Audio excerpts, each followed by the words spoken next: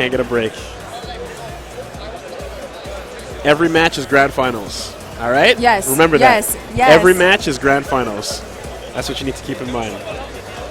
And quite frankly, at this point, if I can just get a decent set against Richard, Snafu, Dalsum, fucking... Around. Right? Okay, Around. Okay, hold on a moment. Around. Hold on a moment. Let's... A game. A game. All right? Okay, sorry. A game.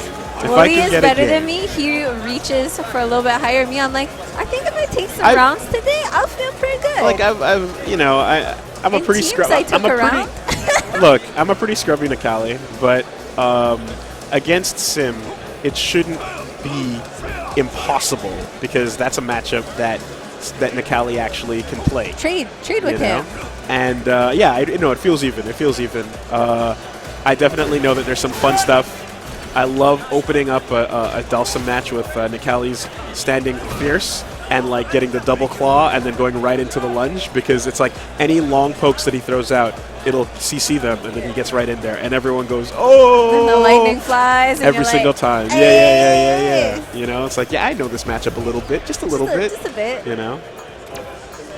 But no, Richard makes it hell. He really does. So we'll see where that goes. Right now, though, we're looking at MarcoXD versus FluxWavez. FluxWavez won our custom DreamHack Hori Wrap 4 raffle, where he won the DreamHack Montreal 2016 Hori Wrap 4 special stick. Illuminati already in effect. God damn it. So FluxWavez, if I'm not mistaken, he was a runner-up at the Cineplex. Yes, Montreal he was event, Montreal. And he kind of came out of nowhere. I think just an online warrior that started to make a name for himself, running a really good Mika that showed up to our MVA weeklies and has been doing quite well. And MarcoXD, of course, we mentioned the QSF. And once I see his face, I remember him now. Like, yeah, he's a Vega player, and I think in general Mika has the advantage here, and we'll see if Marco can make the difference up with skill. Right now, so far, so good. What I like to see is the change up in Vega play since Evo. You see so much claw away Vega now. Oh, you think that's as a result of a little top 8 action? Top 8 action, yeah. Okay. I mean, in general, like, you're playing with frame data when it's on and when it's off, right? So you have access to the command grab, you have access to a lot of different things, and you have access to, of course, following up after your wall dives.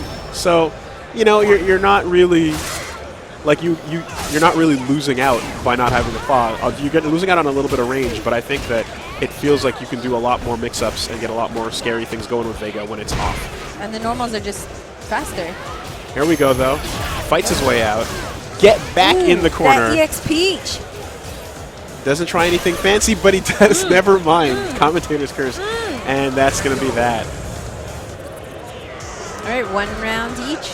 I wonder if we're going to see a jury today. I haven't seen any at... There's one warming up. Over there? Okay. I'd love to see some of that. We had Emmanuel played her at the NBA Weeklies, but I don't know if he's sticking with her or not. Pasta. All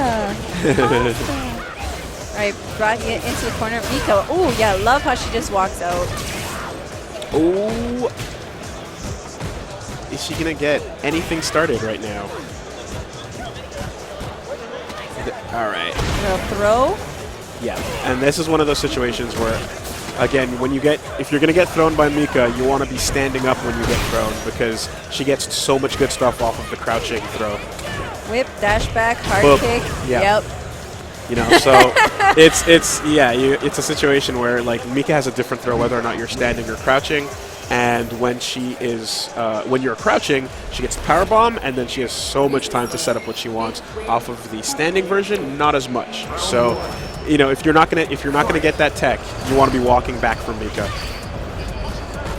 The other exciting thing about Mika matches is looking at other people's faces because they're all disgusted. You know what? You remember me at the Evo finals when I was watching that, and I was like, I do not want Mika to win Evo. I don't want that character that represents randomness. Oh my goodness. Here we go. Bam. But like, and that's not to take anything away from, like, if you get to second place at Evo, you are a god. You are unquestionably a god, no matter what character you're using. But I like the fundamental idea of solid play more than I like, hey, roll the dice, you know? At least Fudo represents though a solid foundation in footsies and reads. Yes, but there's a moment to turn on the dice roll. Yeah. And that moment is right now. now. Jesus Christ. On the cross. That's all it takes. Yo, call your best friend. No, she doesn't even have to come out, man. This is one-on-one. Boop, boop, boop. There you go. And FluxWavez convincingly taking that set 2-0. Yeah, it's, yeah. Marco's got to go back and think a little bit about how to deal with the Mika problem. Because the Mika problem is real in this game. The Chun-Li problem is real in this game. And I'd say, you know what? I'd say the Karen problem is real in this game. That's what I'm going to say. I'm going to say the three ladies are walls when they want to be. And most of the cast is going to have to struggle with that. At the very least, Chun, who has 0 bad matchups, in my opinion. She's none. Oh, okay. If you want to counterpick Chun, you know who you got to pick? You got to pick Chun. You got to pick Chun to counterpick Chun, yeah. That's what you do. But then Justin Wong thought that was the right idea. And how did that work out for Justin Wong? But I don't want to. Okay, it's Justin Wong. I don't want to throw shade. I love him. He's nice. I don't know if he had. Are we being PC at here at DreamHack? We've been PC. I don't know if he had. Of course, it's Justin Wong. Of course, he's a legendary player. Yeah. But counterpicking Chun against a Chun player that is way more familiar. Very comfortable with Chun. That might not be it. It was tricky. That might not be it. You know, and the same applies. Honestly, well, it's funny because, like we said, that matchup happened back in Third Strike. It happened in Street Fighter 4. Yeah. And then it happened in 5, and it's like that is again and again. Chun versus Chun. You're gonna counterpick Chun a mirror against Chirithi, and it's not gonna work out because he's got the familiarity. He's just too comfortable. He loves the mirror match. Yeah. That's his favorite. And because it's his girl. There you go. He's like, I just get more of her. You know, and I mean, if you have. If you don't have a counterpick character for the person that you're fighting, right? But, like, you think that the character matchup is going to make the difference, realize that